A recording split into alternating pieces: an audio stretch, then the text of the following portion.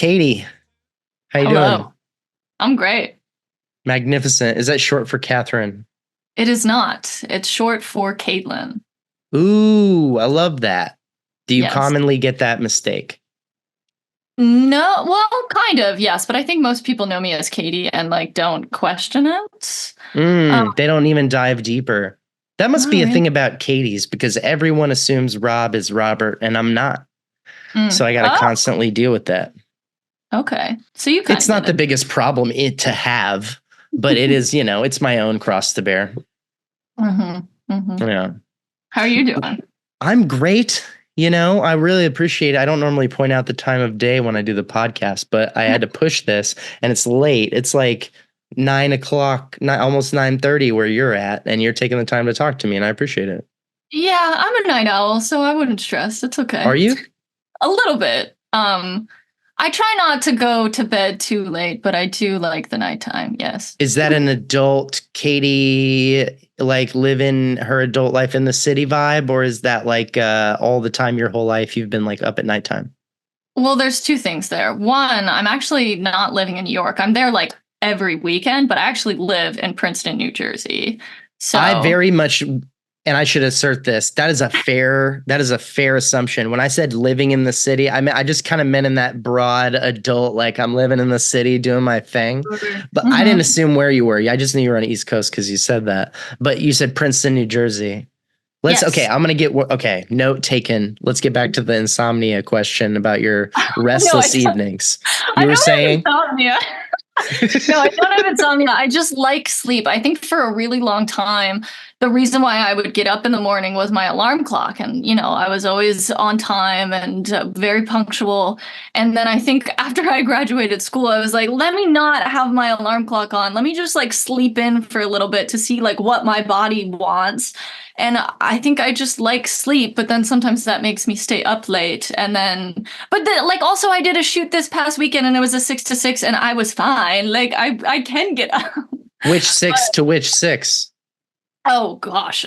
6 a.m. to 6 p.m. No, but there Got was it. one time I did a 7 p.m. to a 7 a.m. and that was hard. What were you doing on this set? This most recent one? Yeah, you said the 6 to 6. What were you doing? Yeah, so that was an NYU short. Um, it was a thesis film for a student there. She's lovely. Her name's Eleanor. And I just thought the script was really funny. I'm kind of particular about the projects that I act in. I have to like the script. I think like post graduation, I realized like what it is for me that I like about acting because I graduated from the drama school. And I liked the script, and so that's what we did this past weekend. Got it. Student film. Why and how are you doing stuff with NYU when you live in Princeton? And why are you living in Princeton? Are you from Princeton? Where are you from? Yeah, yes and no. So I'm from a small town in New Jersey called Pennington, but no Mm. one really knows where Pennington is and North, what's like south, or middle? That's the Jersey question. central, Ooh, Central yes, Jersey. which just became an official place. I've always kind of thought it deserved its own thing. Because let's be honest, South Jersey, you're just really Philadelphia. You're just really in that vibe. You don't have your own thing. And so to pretend it's North and South, it's kind of North and Middle, and then the rest of Pennsylvania. Yeah, I guess so. I don't know. But I'm That's sure the my South I, would beg to that differ. I'm from Texas, so I'm allowed to have wild ass opinions about East Coast states and not have any, stake in it at all. What part of Um, Texas are you from? I was born in Dallas and I grew up in Austin, sort Mm. of like half and half. And then my family also generationally owned a farm that I grew up on and off of, kind of in the middle of nowhere. So a little bit of everything, little city, little country. I think that's why I used that expression earlier when I was like living your life in the city. Because to Mhm. me, it's like when you get older, you move to a bigger city, at least for a while. That's like a thing.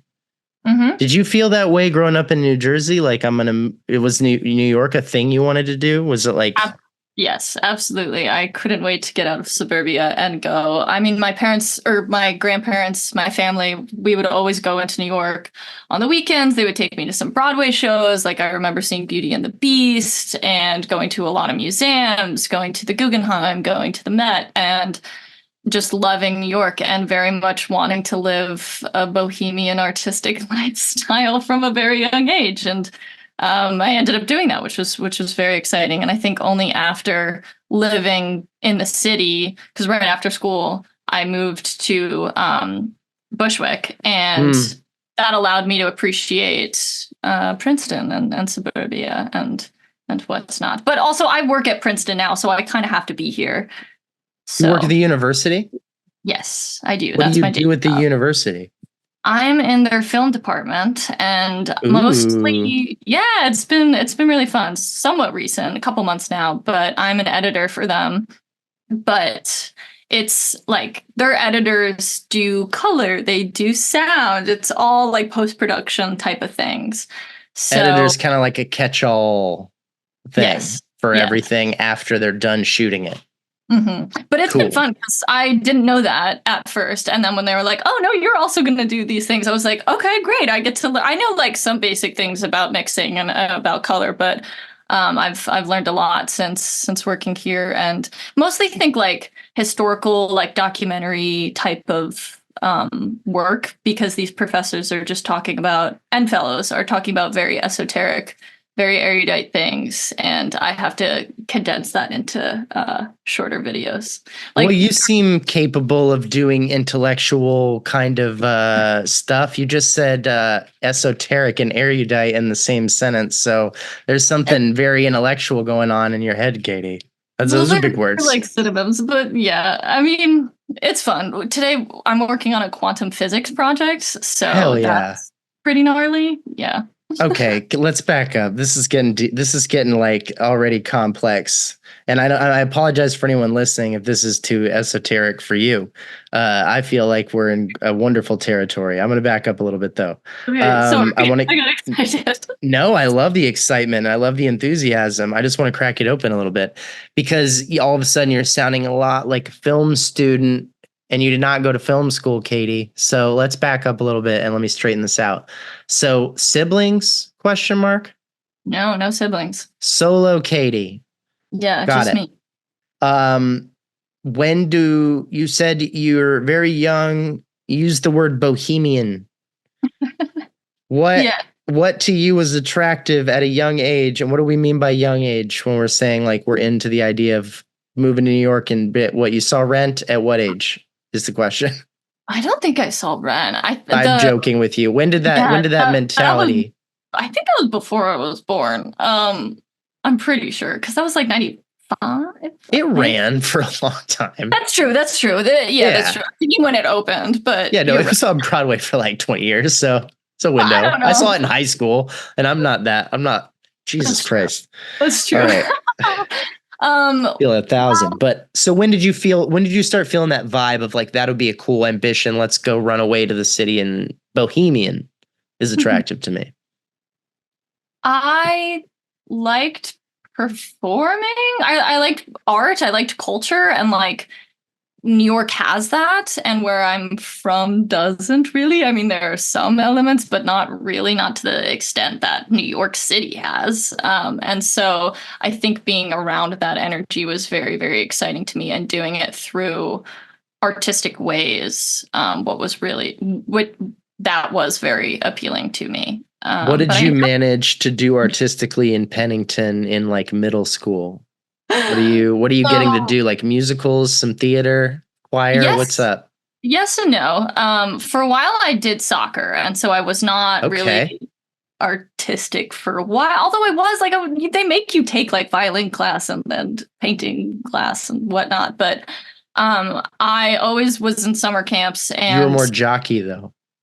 A little bit. I did sports for a while. Okay. I made varsity volleyball in my junior year of high school too. So it's pretty jockey, dude. Yeah, but then I was the lead in like the play, and then I was like, oh, can't do it. Sorry. You know what's weird about that? Let me pause for that. I'll share a brief thing, story. I don't know how many times this has come up. I might have said this once on the podcast. So I went to high school in Texas, but I went to two high schools. And in between those two high schools, I went to school in New York City. So I went to school for freshman, sophomore year in Texas, in one part of Austin, moved to Mhm. Manhattan junior year, came back end of junior year and senior year. I was at another high school 20 miles from my first one in Austin. And they could not have been more different. And I'd moved so many times, and I'd gone to a lot of Texas public high schools, even that I didn't go to for different reasons. Friends went there, whatever. But the culture of these two high schools in this two different towns were so dramatic.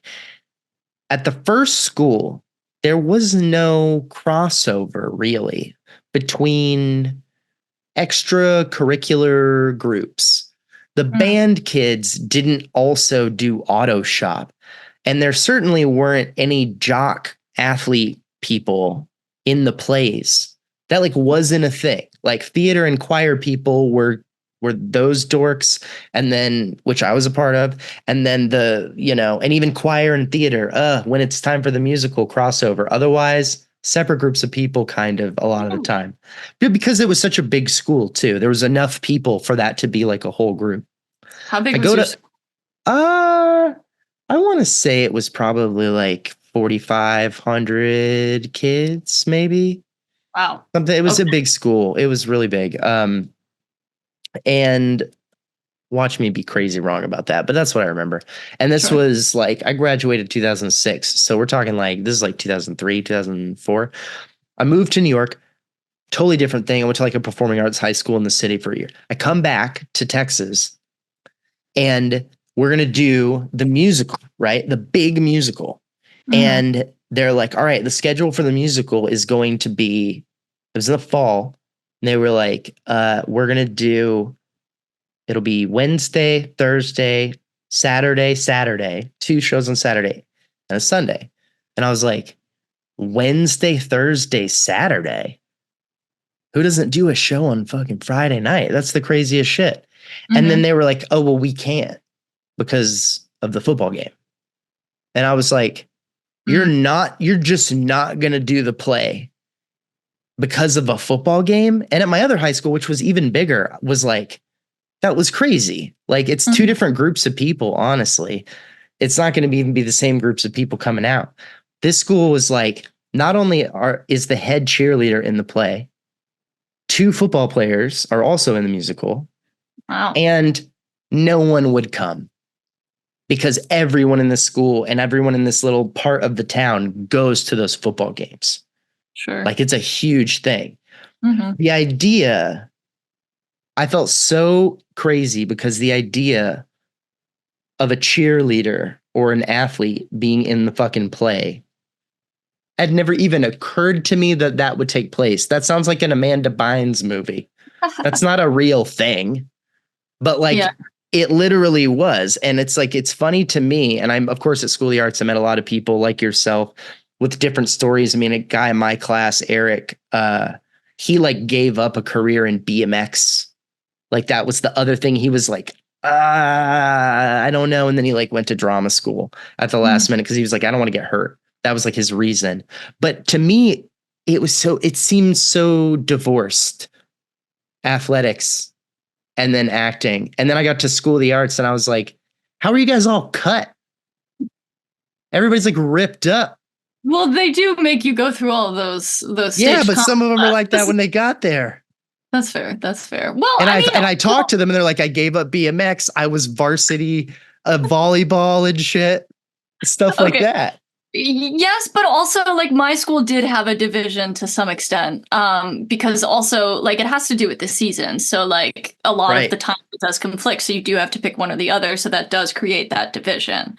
So you're not entirely wrong. That was also kind of the case. I was just, I don't know. I liked volleyball, so whatever. But I Are left you it after. tall? It's hard to tell. I am 5'8". Yes, Yeah, that's the tall chick. My but wife's tall. She's like 5'7" too. And so she's Korean. So like, oh, yeah, she's okay, like a foot taller than everybody in her family. that's fine. I like being tall. Yeah, I think it's a cool thing, honestly. I'm a big fan. I think everybody should be tall except for men. I think all All the people except for the men should be tall. All right, so let's get back on track here. We're talking about you. We're talking about you just playing volleyball. When did you learn how to fucking edit? Well, so yeah. Because you were like, what do you mean you're doing film stuff? You didn't go to film school, which is very true. So what's the I path on that skill set? Yes. So after graduation, I mean, you were in the drama program, right? I was Gerald Friedman's last directing student. So So you directing major, and I was like his last class. Yeah, so you probably know that for the most part, at least the drama program is rooted in classical training. So there's a lot of stage work. There's a lot of theater training. Like, yes, you do some film work. I was fortunate enough to have some training with Bob Krakauer because of Scott being there, which was great. I walk with those teachings every day. He's a fantastic teacher. But for the most part, it was a stage theater training. Yeah, it's program. a theater school. So, yeah, and also like up until that point, like I loved and I still love plays, obviously, but like all throughout high school, I was doing a bunch of theater in terms of like stage managing, directing, writing, acting. Like I was doing a bunch of different things, just all in the theater world. And then after leaving school, I moved to the city and like was auditioning and just setting my roots. But then the pandemic happened. I graduated in 2019, so I had some time before the pandemic hit. After I graduated, which was nice, but also like strange because all these seeds that I was planting were being stripped away. Sure. And then for a really long time, everything was shut down. And I moved back home after just the city shut down and the work shut down. And I was like, I'm not going to continue paying this rent. It's a wild ass place to be during that pandemic. Well, and also I'm from Jersey. So like a couple of my friends who were from California, I think like were unfortunately stuck there. Whereas like I could drive home or like my mother ended up picking me up, which was very helpful. Very fortunate for that. But I could not live at home for a really long, like, I think I lasted a couple months until I had to leave. But during that time, when everything was shut down, me and my friends were kind of going crazy that we were like, let's just make a movie because clearly we can't make theater. We have some film stuff. Let's just do something. One of my friends, who's now my partner in more ways than one, had a script. So we were like, let's just do it. We'll figure it out and try. And that was really the seed of everything that I've done since. And that was a truly enlightening moment because so kind of going backwards. Once I got to School of the Arts and like learned the process of theater, I realized I love theater, but I think to some extent it made me not like the process of theater. Whereas when I was working on film, I was like, oh my gosh, this is immediately collaborative right from the get-go. There's technical elements. And like in high school, again, like I stage managed, I did sound, I did lighting. Why did you pick acting for education? Okay.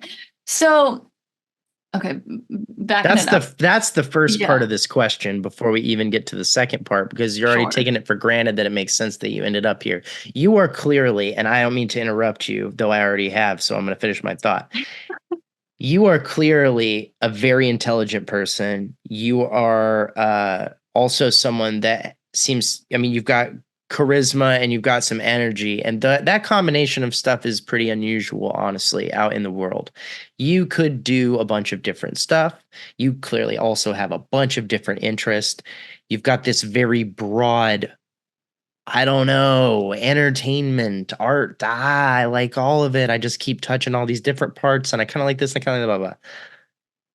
I'm very interested in, and this podcast is very interested in. This is where that agenda part comes in. I don't know I'm going to get to this until it comes up, but why pick a conservatory when you have that kind of broad, like what you're describing as a personality sounds like a liberal arts salesman's about to walk in and be like, you might be perfect for taking a whole bunch of random shit. Like, but yet you picked conservatory and it wasn't in your neighborhood. For acting, which it doesn't even sound like, of all the things that you've talked about so far, it's like the thing you're the most interested in.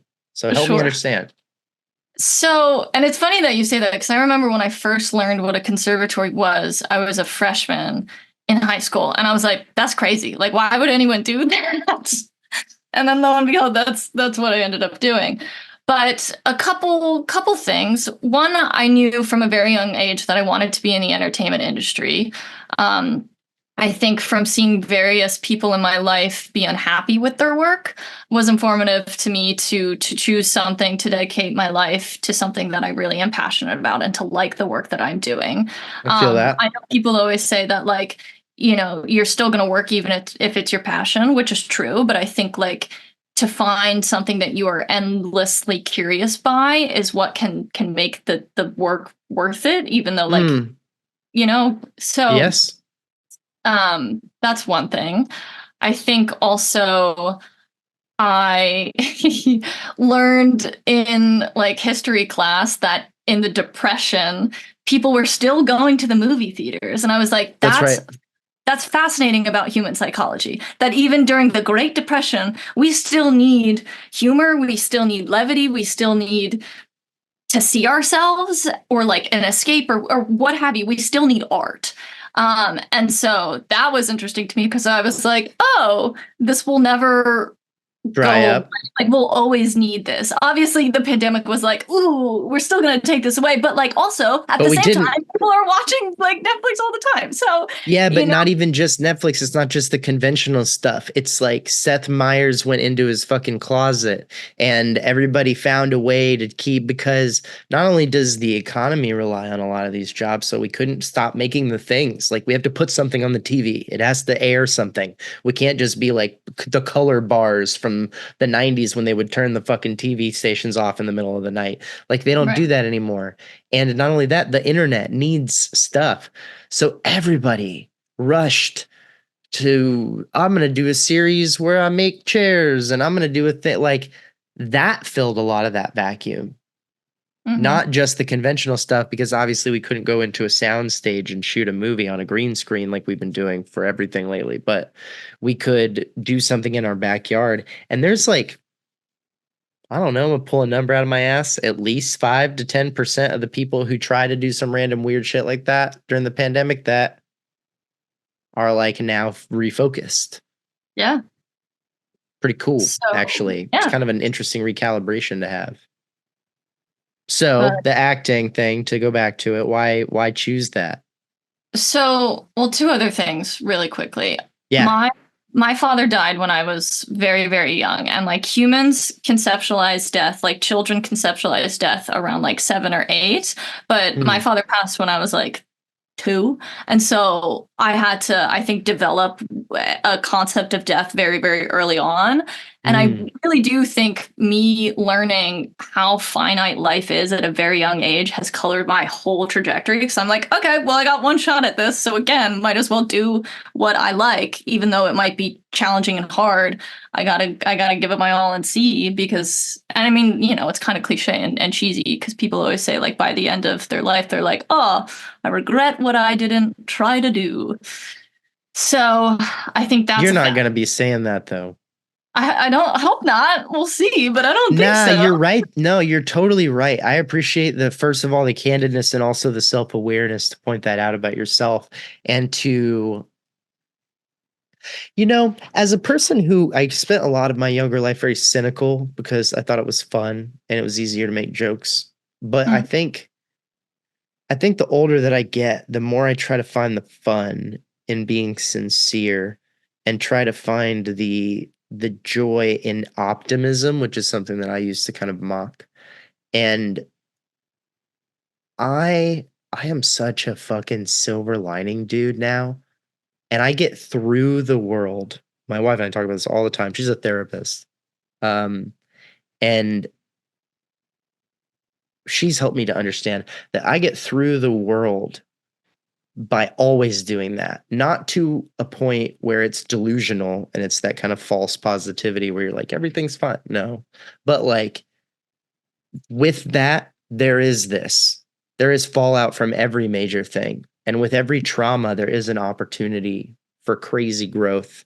And I think you absolutely have no choice, in my opinion, feel how you want.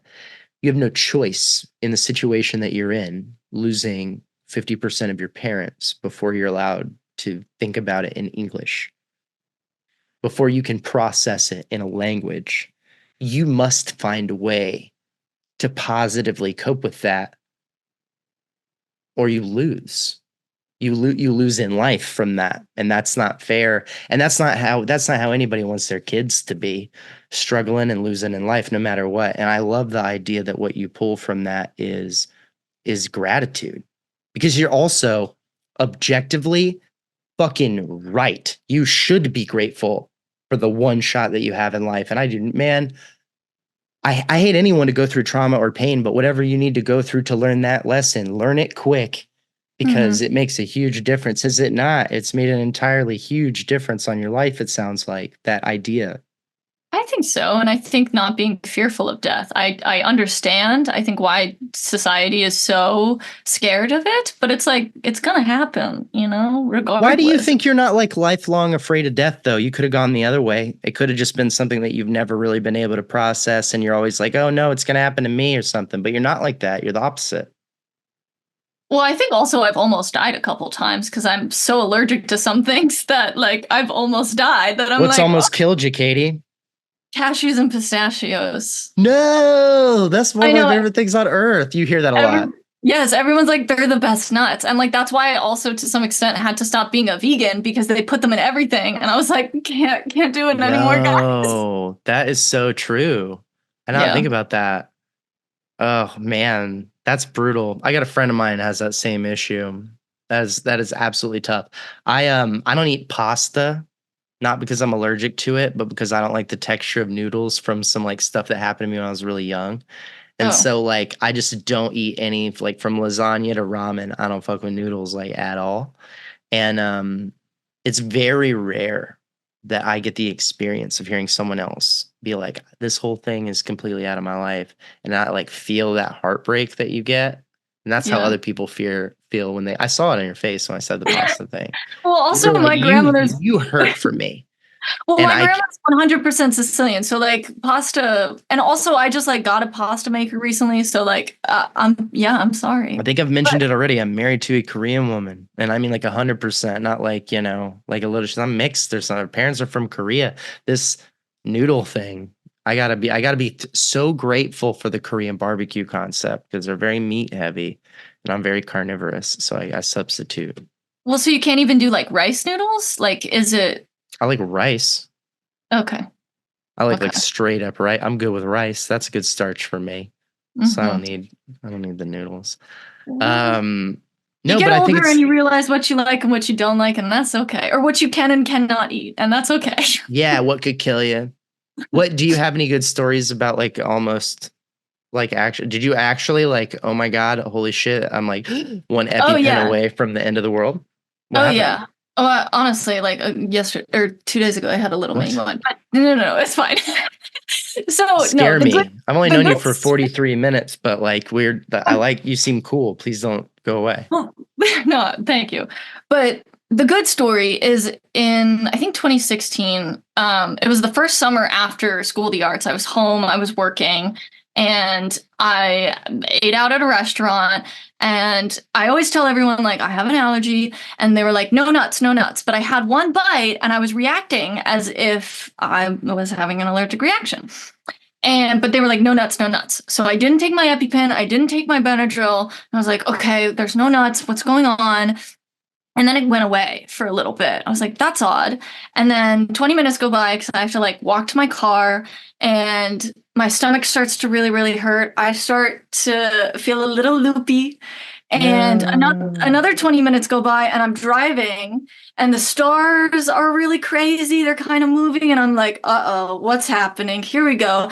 And then I get home and I'm like, Mom, I think I'm having an allergic reaction. Like things are crazy. And so she calls 911. She starts freaking out. The ambulance comes.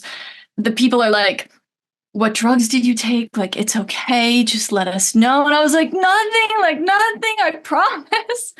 And so I learned later on that when you go into anaphylactic shock, your blood pressure can plummet so low that you start to hallucinate, which is what was happening. And so, and then they rush me, and then I'm like on the bed in the hospital, like all the UV fluids are coming, they're pumping, and everything goes white, and like I feel my heart kind of stop. What? And then they pump all these steroids in, and then I ended up being okay after like, immense pain and everything. But yeah. Bananas. How did you feel the next day? Probably in stomach pain, but like I just remember when everything went white, like I was laughing. Like I thought That's the way to go. Fuck I yeah. I hope I go don't laughing. know. That's dope. I'm sure it's just something From one innocuous that nut. was just a feel. Yeah, no, 100%. I've had 2 surgeries in the last year and had to like go under full anesthesia. And so I I was like such a fearless person for the first 30 years of my life. And then I turned 30 and now I'm like afraid, I like my life and I'm like afraid I'm gonna die all the time. And so I like had to do these 2 big anesthesia things. And I had so many little episodes of like anxiety and like panic attacky things leading up to the like 48 hours before I had to do them, Mm. where I was like, my heart, it felt like it was beating so fast I needed to go to the hospital, and I would check my pulse and it would just be like 110, like a little racy, but not like this is a Mhm. 190. It's not crazy. And I would just be like, what is happening? And I think it's when you actually and it can some of it can be psychosomatic and then obviously some of it can be allergic, so we can have it for different reasons. But your body jumps into that like freak out mode. I totally understand. I'm not a religious person, but man, I can't knock anybody for being spiritual because when your body goes through certain things, things feel otherworldly. Like it's just different. It just is Mhm. like insane. And I think that even the older you get, the more you start to feel like a connection with those things. When you're young, you're just like, oh man, I stood up fast. That felt weird. Now sometimes I stand up fast and I'm like, am I on another timeline in a multiverse or something? Like, did I just skip to an like it just I don't know. I sound like an Sure. insane person, but I think No, I think what you're getting at, what I hear is that our bodies hold memories, which is true because also as we age, like you have scars or you have wrinkles. Like I think that's beautiful because like you are moving through time and like as you develop, one, your brain like becomes more developed at like 26 that you can like actually conceptualize things a little bit more, but you become more perceptive, I think, as time goes on. So that I think makes you're sense. right. Hey, why did you choose acting for college? Yes, going Do you back. mind if I ask? No, not at all. So, I was good at it and I got in. Like There you I go. That's a no, great fucking answer. but also like I wasn't. So like I was really, really good at school. I was in like all the AP classes. My family was like, Sure. "What do you mean you're going to drama school? What?" And I think it was because Nice. like math was came really easy to me. Science came really like, and I was bored. I was like, I want to Mm. challenge. And like it got to the point where I remember in middle school, like I would kind of get annoyed with people and I would like I would tell them or like help them because I was like, can we go faster? Like, let's go. So I Do you I ever think, ask for the test? what do you You mean? know what I mean by that? No. Like when I was growing up in, especially in elementary and middle school, high school, I pretty much completely checked out because I relate to almost every single thing you're saying, except for taking all the classes and doing well in them. I did really, really well on tests, and I Mm, did really, really bad on homework and like projects where I was supposed to do stuff outside of class. As long as it was in class, I did pretty good. But if mm-hmm, you were like, go home and do this, I was like, no. So from an early age, my frustration with when I would have like parent teacher conferences and stuff like that, they would be like, what can we do? Blah, blah. And I was like, well, it seems like the system is lesson, homework, lesson, homework, lesson, homework, lesson, quiz, lesson, homework, test, right? I was mm-hmm. like, how about just do me the lessons and then just give me the test and then and then we're done. Fuck the Interesting. quiz and the homework and all this extra nonsense. Teach me the thing. I'll prove to you I know it, and we can all go home and you can leave me alone. That's how I felt like growing up. And so that was always my argument, was just give me the test.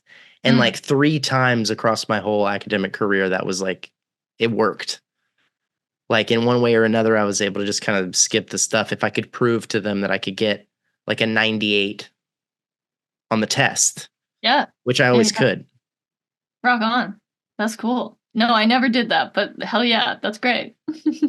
It just seems to me like the most effective way for the smart kids. So like, because I think it wears on your mentality. I mean, you seem to have weathered it better, but it wears on your mentality to feel like you're slowing down for everybody else. And like, they tell it to you once, you get it, but everybody else needs to hear it like 5 or 6 times. Yeah, sometimes. But then at least the school that I was in, I do think it was an anomaly of a high school that like once I was in those higher classes, like things were moving fast and I very much did need to do the Yeah, like homework high school, and sure. various things. But yeah, so honestly, like I think I was just kind of bored and I think I had a lot of fun in drama and I was good at it and Mm. I got into a really, really great school and I had no training and I was Did you get like, in oh, anywhere else? pardon? Did you get in anywhere else? I got into BU for acting, and then I had visited their program like as like an accepted student to see, and I also went for UNCSA, and I was like, oh, by far UNCSA is much better. Also, Bob Francisconi, I'm very interested to have as a teacher. Did you But get also, to? oh yes, I did. I think I Nice. was one of his last classes. I think like 2 or 3 years after me, they still Yeah, kept having. no, that I mean, in my own head, that math sounds right. So Yeah, lucky you. but yes, very much so. Very, very grateful for his teachings.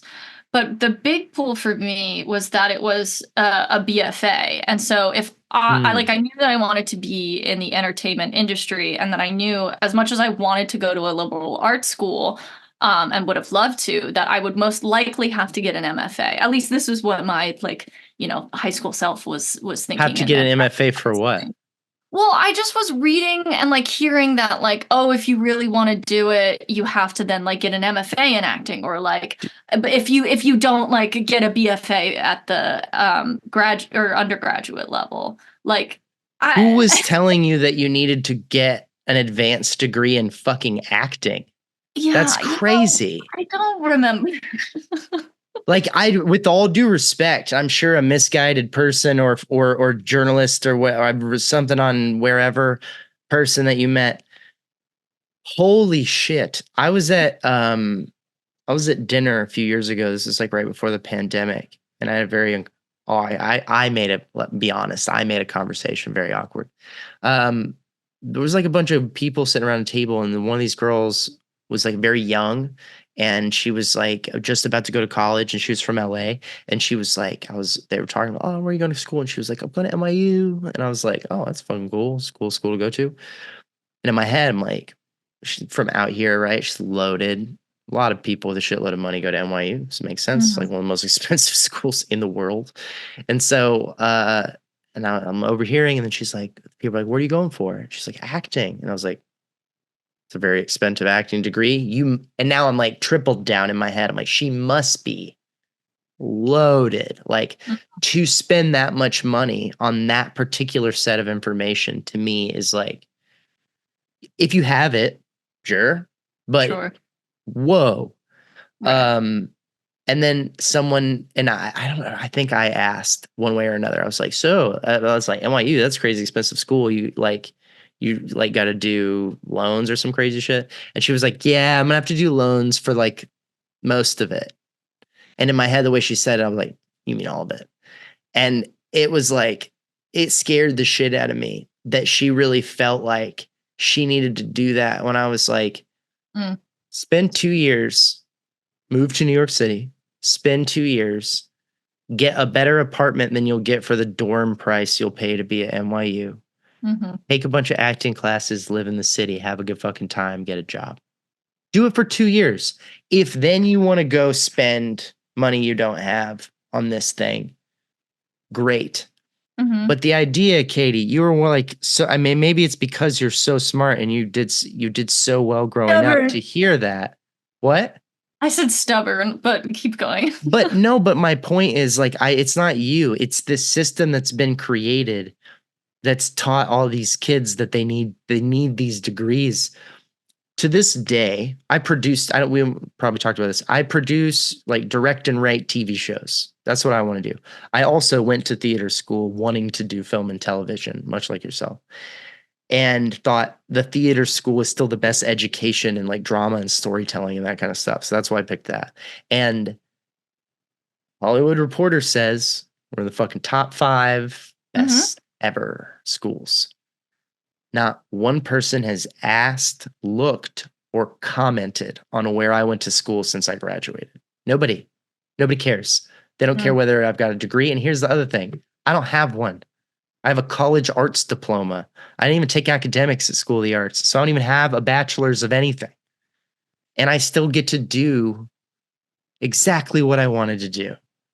And if I was acting, even less does anyone give a shit about any of that. It's so bonkers. It feels like a cult or something to trick so many people into thinking they can do it. I'm not diminishing the value of like going to Yale drama.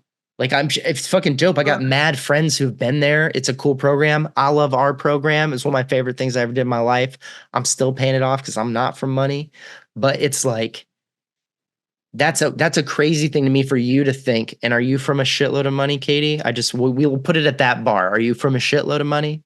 I'm not. And so part of the reason why I wanted a BFA was because I was like, oh, I'm getting an undergrad and grad degree at the same time. So then when I graduate, I can start working in acting. It made sense in my mind at the time. Right. And there was no one in your whole universe, even if, and there are not enough of them in the world who know the difference to have told you.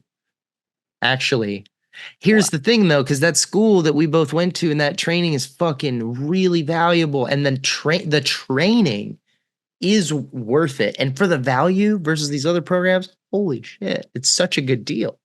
But the idea that anyone who wants to hire you is going to look at that piece of paper ever again is absolutely nonsense.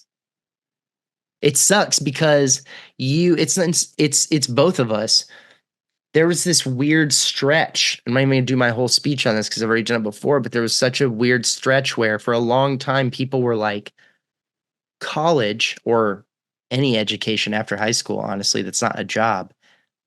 That's for doctors, lawyers, engineers, like very specific intellectual based things, or you also go to that education if you want to be an educator. So either you need a specific education to do a very specific job, or you want to be a teacher. Otherwise, college just ain't something everybody needs to fucking do. Then there was this huge cultural wave where they convinced all of us we had to go.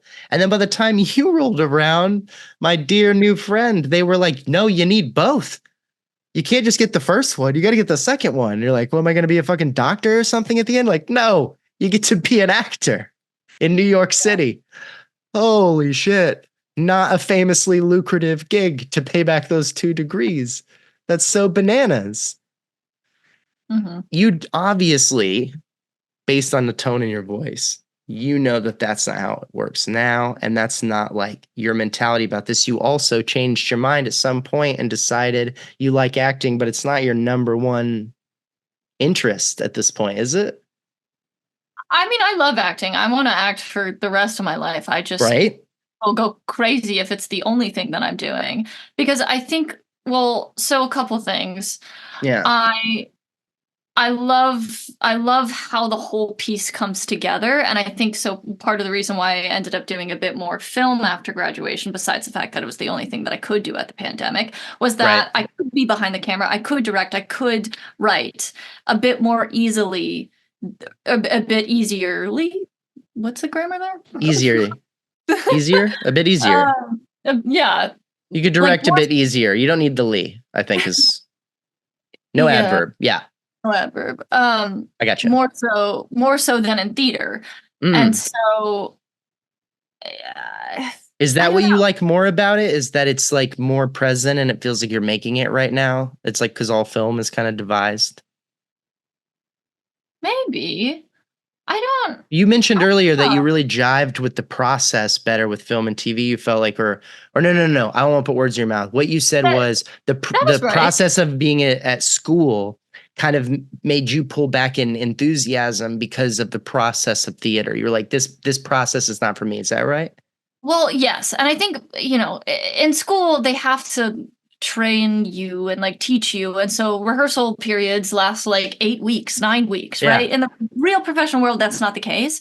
But correct. like I did not like being in that world for so long because it made me so in my head where I was like, I want to know how the lighting designer interprets a moment. I want to know how the sound Mm. person, or like I just like my favorite moment always was tech, because that's really when it becomes, in my mind at least, more of a collaborative process. And like film to me right from the get-go is that, and that is what is so exciting.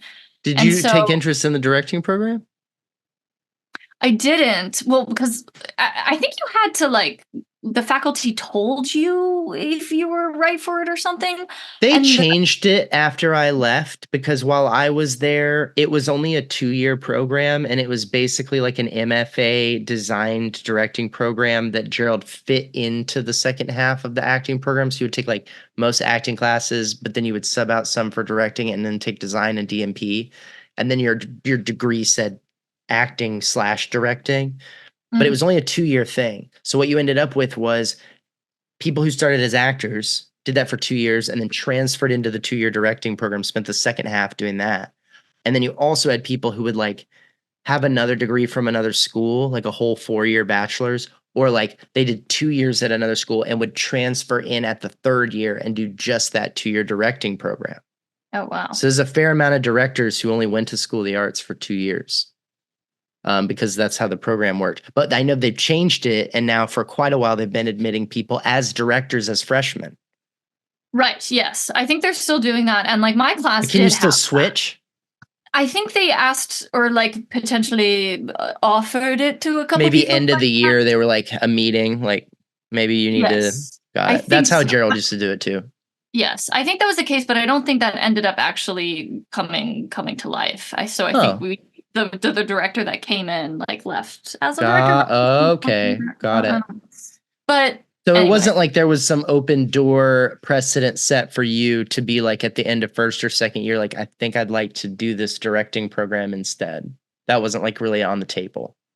No, because I still wanted to learn how to act. Like I was very much happy doing my Sure. thing, I mean, directing and might like work differently now, but back then it was like, I mean, you still took all the classes. You just didn't get to be in the shows. You were ADing the shows instead. But other mm, than that, you still took all the same classes as the actors, stage yeah. combat, everything. Yeah. Um, so no. What else was your question? Oh, I'm all over the place. It's not your fault. It's okay. No, I feel like My my other, brain is like, I like it. No, the vibe is there. We're good. Um, and I stopped paying attention to who listens to this a really long time ago until I get the DMs that are like, "Oh my god, I can't believe they told that story." Um, No, we were talking about the diversity in your interests, and then you chose conservatory, and at some point there's a desire to sort of branch out. You did already mention the transition that happened for you around the pandemic and creating your own content. Um, I do want to ask specifically though, when did you learn editing as a skill set? Do you work like in mhm. Adobe, or you like iMovie shit back in the day, or like what? Where's that Well, skill set out if that's your job right now? I think because visual media is so ingrained in our culture that like Mm, we can pick up on what is good editing and what's not, even if we don't actually like do it to some extent. So I think like we all have a visual language that we can access. I agree And with that. so, and I also think as someone who likes directing, editing is a way where I can like help shape narratives, which is very Yeah. satisfying. So Absolutely true. by just the work that I was doing, so I guess necessity, I was the editor and I learned how to do it So you first just like on. teach yourself Premiere or something? Kind of. First, I started on DaVinci just because we had a Mm, black magic, and like yeah, that yeah. system is like, paired for. So Transfer is easy, yeah. yeah. which was also where I learned how to like gently color. Like I'm not very much an expert, but like, watch the levels, bring them down, all these things. And Looking at so waveforms and shit. exactly. Love that. Get in the nodes and whatnot. But You're such a um, dork. This is fun. Get in it the is, nodes, she said, folks. Did you catch that? We're in the nodes at this point, an hour in. and Adobe is not anything crazy. Obviously, it has its No, own. Um, it's super intuitive. Premiere is great. It's a yeah. really, really good program and especially for people. And I tell it to people too. Anyone listening, all these people that DM me after listening to the show, being like, "How do I make a podcast and shit?" Well, I can learn how to. Everyone learn how to use Adobe Premiere. Everybody, if you make Mhm, anything that has any video element, just learn how to use that shit. It's mhm. so great. And Princeton has the Adobe Creative Suite, and so like That's I the kind of cloud, just yeah. have to Awesome. know how to do it. It's a good opportunity too, because then you can like teach yourself others if you wanted to learn like After Effects or something like that, which is also really fun. Mhm. Um, So so by the work I learned. yeah, by way of doing the actual process of making stuff, which honestly I think for me, I mean, you can't beat that as a learning process. Let's talk future stuff because that's interesting to me, I think, now based on everything Sure. that you've said. Um, what do you want to make? And let me be more specific. Um, I feel like when I was at school, people would come back, whether it were alumni or guest artists or whatever. They would always say like, and even though I watch like documentaries or like BTS stuff about my favorite movies and TV shows, the people who make them always say, make the thing that you don't see out there that you're like, how come no one's made this? Or how come, or at the very least, take a thing that you really like and really try to make your own version of that thing. Start there. Like if you love The Office, make your Office, whatever it is. Maybe it's not in the style anymore to shoot it mockumentary like they did in like 2005. But whatever that thing is, if there whatever it was about that piece of art that you really jive with. They say the same thing for music, right? Like if you like Hendrix, like what's your version of that? Mhm. For you at this point in your journey of being out of school for a few years, we're out of the pandemic, we're back to shooting the kinds of stuff that you like to make where we can all be in the same spot.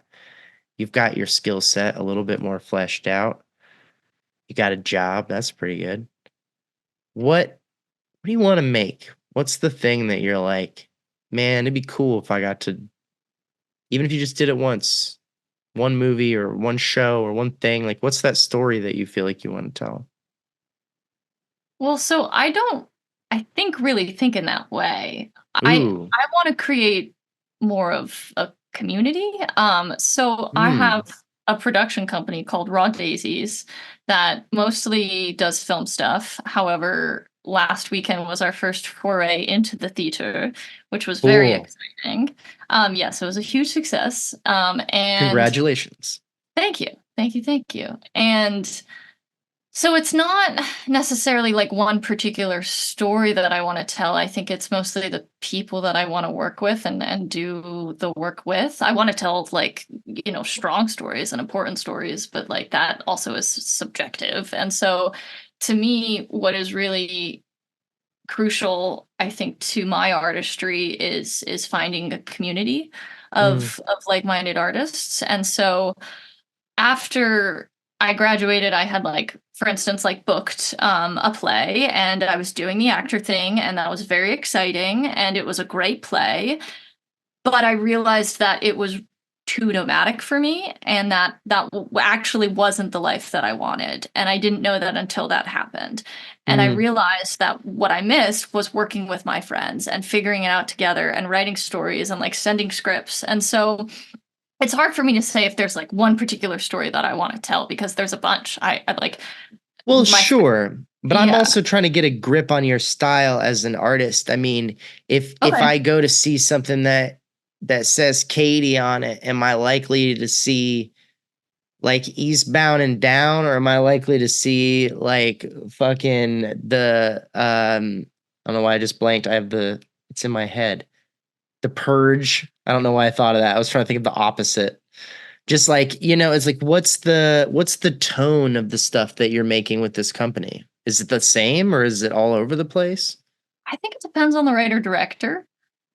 For example, my creative partner, who's also the creative director of Raw Daisies, she tends to lean more into body horror.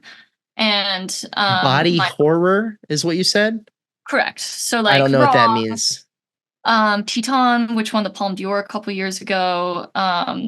I mean, body horror is having a moment, really. I don't know what Let's that means. it's I know what horror is. I don't know the subgenre, which I also will say up front as part of my ignorance is I do not care for the genre of horror and don't really watch any of it. So that's it makes sense why I wouldn't know the subgenre of body horror. Is it like your body is possessed or something? maybe it could be. It also is just like gore body. So, like for instance, with Raw, that's where part of the name of Raw Daisies came from. It's a Okay, film. I don't want to spoil anything, but for sure. instance, she has like really itchy skin at one point, and you see all of the like just peeling skin, and she starts. Spoiler alert! She starts like eating, and so you see Mm. blood and everything, and It well, makes this a lot one of sense to me why this hasn't made its way in my atmosphere because I think I would punch it in the fucking face as hard as I could. With all sure, due respect to the wonderful artists involved in making this work, I I cannot imagine something I'm less interested in watching. sure, Then it's a I great now film, but know I now know the title of my least favorite, I think, maybe genre of film. maybe. I mean, I hear you. It took me a really long time to get into horror. And like, it's funny that you say The Purge, because I remember like I would have group sleepovers with my friends in high school and I would like force myself to go to bed and like not watch it because I was scared. But now like it's kind of fun. And like I think also once you're like on set, you see the behind the scenes and like how the Mm, artist like does all the things. And to me, that makes it yeah. like less scary. And like because the content itself is like so horrific that like set has to be a good time, otherwise it will be a horrible time. Sure. I speak from an ignorant place of having never really worked on the set of one. So as I understand, they're a lot of fun. They really have to be in order to produce something like that. But I think it's just also like at this point in my life, there are feelings, emotions, sensations that I've well mapped out as a person, like what feels good, what feels bad. And as an artist, obviously there's a bunch of stuff that feels bad or makes me uncomfortable that I still like because I like getting pushed around in that way emotionally or being disturbed even in certain ways. I'm a big fan of mystery. I love mystery, but I'm a big fan of like leaving it in the dark. I'm a little squeamish just as Hmm. a person. Like I don't like gross things on my hands. I'm just like kind of grossed out by stuff really easily.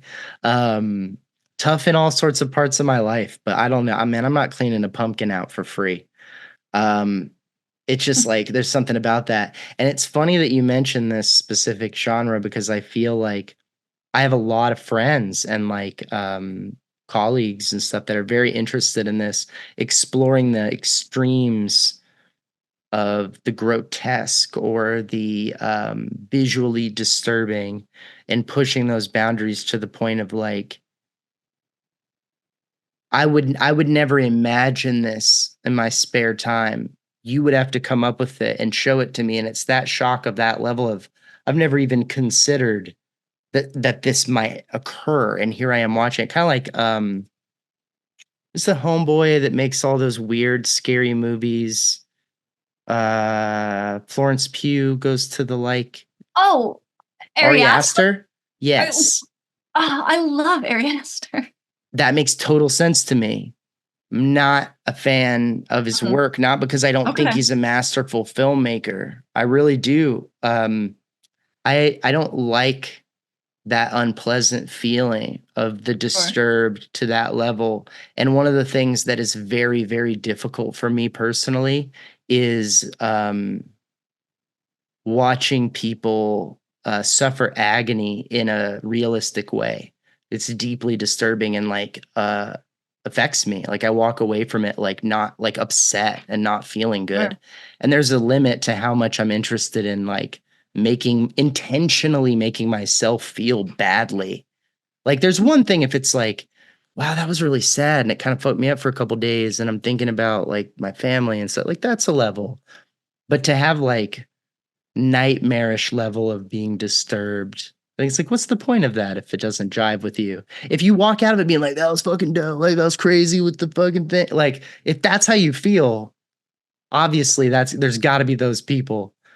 But it's just Hmm. like, and I kind of wish I could get that because there's certainly been I like horror more when I was younger, when I was a younger person. But I think the longer I've been around and the more I've seen agony and been in agony and like felt those levels of pain, like yeah, even just the right blood curdling scream in a regular movie, and I'm like Sure. affected. Yeah.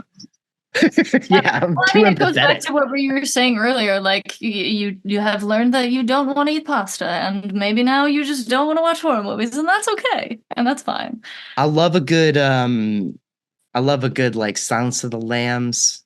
I love a Hmm. good like But that to me Red is not Dragon's horror. one of my favorites. It's more I of a don't know Red mystery. What Dragon. would you call that? Red I Dragon think is the prequel with thriller. Ed Norton. Oh, okay, okay. I think I did not find Silence of the Lambs personally scary. I thought it was more of a Hmm. thriller. The only moment that I thought was scary at the very, very end, when it's in the like green vision, when Yeah, yeah, yeah, yeah. When they're in the house and they're like trying to catch each other. he almost touches her. It's like the Right. shot lasts a little bit too long. That's to me what was scary. Otherwise, Mm. I thought it was fun. So I don't know. Do you think the genre Do you think a piece of art qualifying for the genre of horror should be measured on an individual's spectrum of like fear? Or are there certain elements that make something a horror versus because just the way you phrased that, right? You were like, for me, it wasn't a horror because it wasn't scary, except for in this tiny little piece. And a horror movie, I should be scared, but you Hmm. weren't. So for you, it doesn't qualify. Is that how the genre works, where it has to qualify as horror for each individual person, whether they're scared or not? That's a good question. I'm just like a semantic person. I like words. I'm not Yeah. trying to do No, anything but figure it I think out. that's a great uh, inquisitive question. I And think what's because I think a lot of people would say Silence of the Lambs. That's like one of those like up for like, is Die Hard a Christmas movie? Like, is it horror? Is it thriller? Does it qualify? I tend to sure. agree with you. I don't think it's horror because for me, when I think horror, at least for the longest part of my life, I would go to like slasher. Hmm. That would be my first reaction. Like you say horror movie, I'm assuming Freddy, Jason, some shit like that. Then of Yeah. course, in our adult lifetimes, that the genre's changed quite a bit in the mainstream. There's always been weird shit. But now Hmm. it's like Jordan Peele is like box office. That's not normal horror. That's like Ari Aster even is like Hmm. we're giving awards to people like this. And back in the day, that would be like a movie you wouldn't even see in a theater. Yeah. It'd be too weird. It's moved around. I think no, I think that's a great question. I really think horror to some extent is just sitting in that feeling of discomfort. And I think Hmm. everyone's level of it can differ. So like for instance, I think the scariest movie that I've ever seen is Barbarian. Like that is my worst fear. And you're talking about having What is that nightmares. movie about? Just one sentence Gosh. byline. An Airbnb gone horribly wrong. Oh, okay. The hosts are the like villains that are killing them or something. You're not gonna watch it? No, not in a Okay. million. Here's what I do. No, here's what I do. 100%. No, I'll tell you, Katie, because this is a true fact. Okay. This is a little asterisk next to Rob Morris doesn't fuck with horror movies. I am hardcore into reading the descriptions of horror films on Wikipedia. Hmm. I know the stories of like almost all of these horror movies that I haven't seen because I want to know the story. The story is compelling to me. They always are. They're usually good stories like that are like, oh shit, what the fuck's going on? I don't like the sensations that they put in my body while they tell me the story. And I'm more like, I want to hang out outside the movie theater and be like, crazy, right? What happened? And just have like a super fun, funny guy tell me like what happened. Like that's the version Yeah. of it I want. Read the Wikipedia page for Barbarian and then we Okay. should talk. Okay. You said you might come to LA, so maybe when we do the second episode, we'll talk Barbarian. After I Yeah. read about it, But I will not watch it. But I mention it because I coincidentally was with someone Yeah. from USA this past weekend, and she was like, I didn't think that was scary at all, but that was horrifying to me. And so I Mm-hmm. think it really, really is subjective, but I think it is being in a state of discomfort, whether it's like super extreme or not. Like, I don't know. Like, I think The Last of Us has elements of horror in it because it's just the uneasiness of sitting with something that you know probably is going to come, but you don't exactly know when. I mean, the And it's just, concept of zombies is horrifying. yeah, well, that too. But That's just period. That's a horror thing. Like you put that monster in the movie, and how is it not? Unless it's Shaun of the Dead, and you're turning it Mhm. upside down. No, I relate to that, and I was just talking to somebody recently about. Have you ever seen the movie Buried with Ryan Reynolds? I don't think so, no. Pretty cool movie. Honestly, you would like it, and it sounds like you're pretty tough chicks, so you're not gonna be scared by it at all. You're gonna be like, this is fun. But when I watched it the first time, I had a blast. I was like, this is a fun movie, and it's like thrilling. And I'm like, oh shit. And I will tell you in a second what it is. I will not watch it again because now, at a very different point in my life, it is my like one of my biggest fears. Mm. It is a movie where at the beginning of the movie, Ryan Reynolds wakes up in a box that is like coffin sized. And the shots are either like super tight on him or Mhm. they're like farther away and it's all black void around him. So you just don't see anything else. That is the whole movie. Mm. You never leave this box. He wakes up to, and I'll set the premise because it doesn't spoil shit. I advise people to go watch this movie. It's very well made. Uh, he is a contractor in Iraq. He's just an American. He's a civilian. He's a Mhm. contractor, and his shit gets attacked like Tony Stark style. Like, and he wakes up, and they've buried him with a cell phone, and they're trying to get ransom for him, and he's buried alive. And it's just, and it's all in real time. There's no Oh boy. cuts. There, I mean, Oh boy. there's cuts, You're there's truly trapped. shots, but Okay. it happens. The movie is in real time, and the conclusion of the movie, which I won't spoil, that's the end. Like, and so it's like there, it all happens, and I'll just obviously it's binary thing. He either gets out or he doesn't. Either one, which happens, that the whole thing is just that, and it leads up to that moment. Mm. It's chilling. Like I Yeah, I said, just got the chills. when I first watched it, I was like, oh shit. And it's a very good story, and there's lots of ups and downs. And but now I didn't used to be claustrophobic. I just wasn't. And now Sure. I fucking am. And I'm dealing with it. I'm trying to like cope with it. But it's Mhm. like, was it not a horror movie? And now it is. You see my point? Yeah, yeah. Like, because if it's defined by me, that used to be a thriller. And now it's a horror movie. Sure, sure. I don't know. It could change. Maybe it's both. Maybe Right?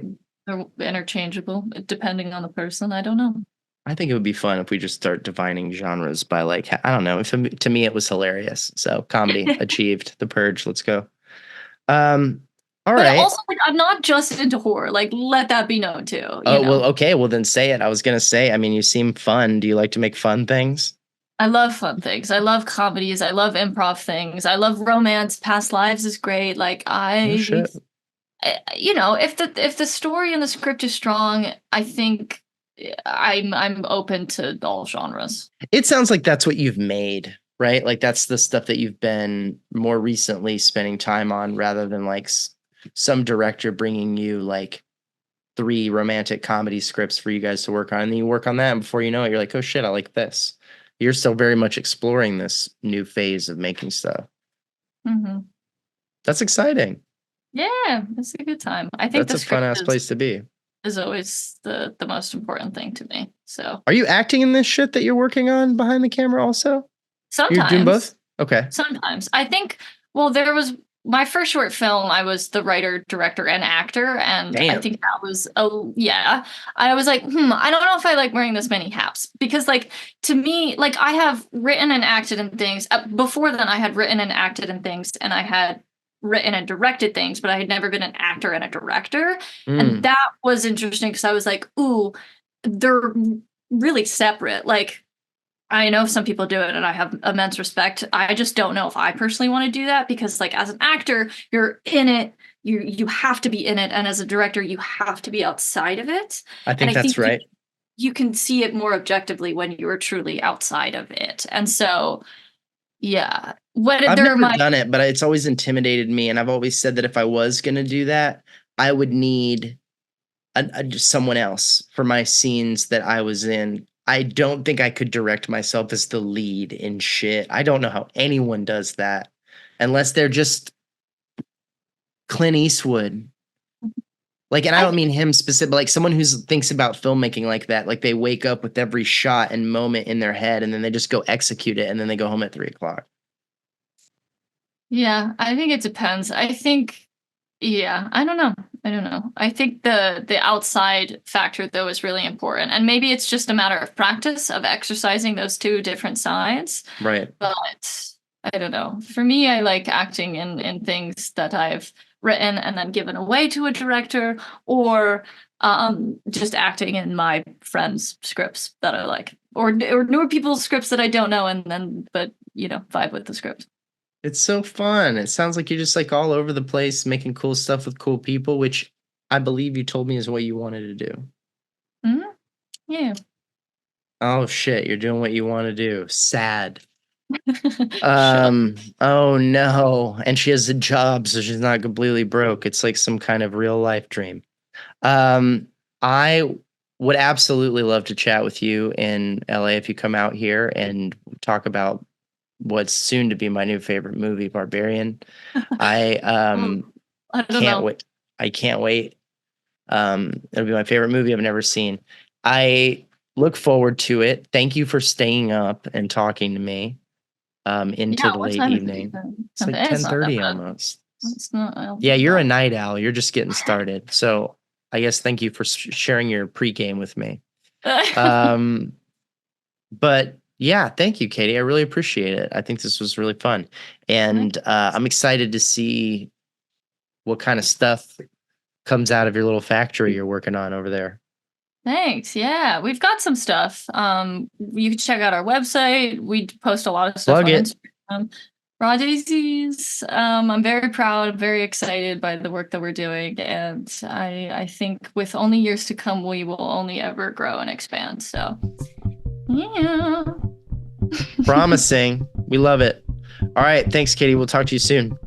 It's nice to meet you. Bye, Rob.